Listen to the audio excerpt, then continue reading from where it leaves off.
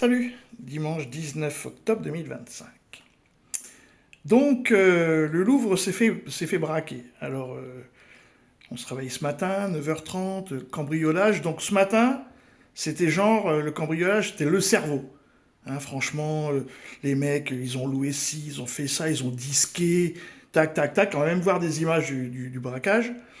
Et puis, au fur et à mesure de la journée, donc c'est vraiment Même là, il va le dire encore. Et puis, et puis après, en fin de compte, c'est les pieds nickelés. C'est vraiment le truc à la française, donc ça sent le narratif.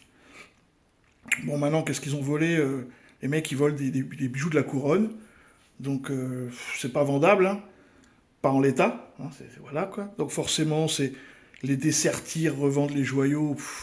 Ou alors, c'est une commande. Mais à ce moment-là, si c'est une commande, ça peut pas finir comme, comme à la fin de la vidéo.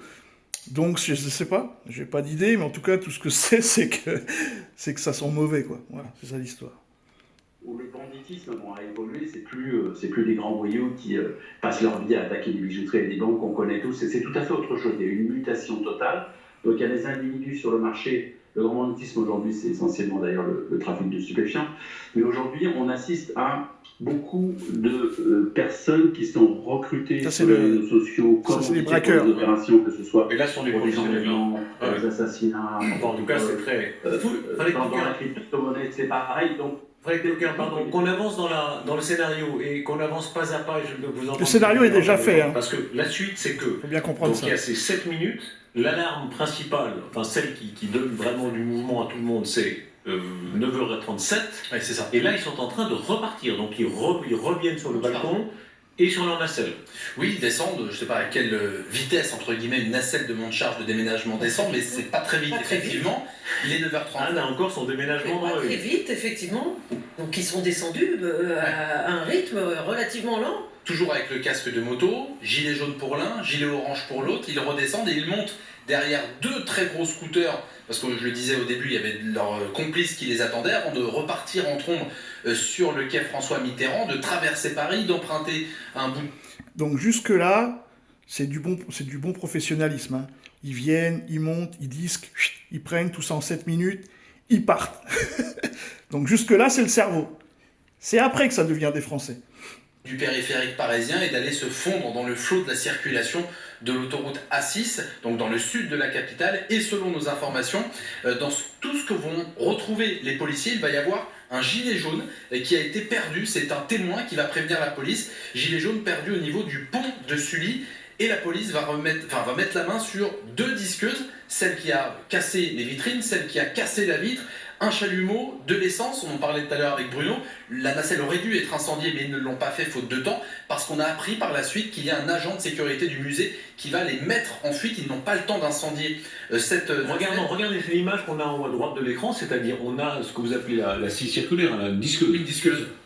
Et le cône qu'ils ont amené eux-mêmes. Hein. Voilà, il y a eu des relevés dessus pour retrouver de l'ADN, mais pas que, Darius, parce qu'ils ont retrouvé également une couverture, une paire de gants et des talkie-walkie. Autant vous dire que c'est une mine d'or pour la police technique et scientifique.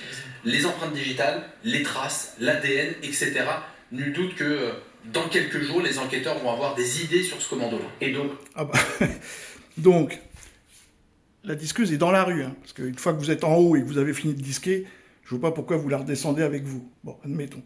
Après, il y a quoi? Un mec qui trouve un gilet jaune sur le pont de Sully, et donc il va voir la police en disant j'ai trouvé un gilet jaune.